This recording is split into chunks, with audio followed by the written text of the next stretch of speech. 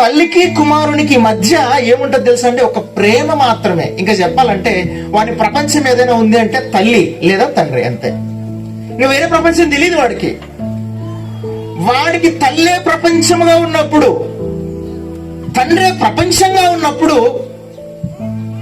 మనం వాడి హృదయంలో వాక్యాన్ని, దేవుని మాటలను అభ్యసింప చెయ్యాలి అన్నాడు దేవుడు.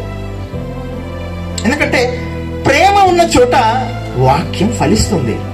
ఆ కుమారునికి తల్లికి మధ్య ఉన్నది అపారమైన ప్రేమ. ఏమండి, ఆ కుమారునికి ప్రపంచం ఏదైనా ఉంటే అది అమ్మే, లేదా ప్రపంచం ఏదైనా ఉంది అని అంటే అది నాన్నే. వారి మధ్య ప్రేమ మాత్రమే ఉంటుంది. అలాంటి ప్రేమ వాతావరణంలో వాడు కూర్చున్నా, లేచినా, నిలవబడినా, పడుకున్నా ఆ టైంలోనే పిల్లలకు దేవుని వాక్యాన్ని నేర్పించాలి.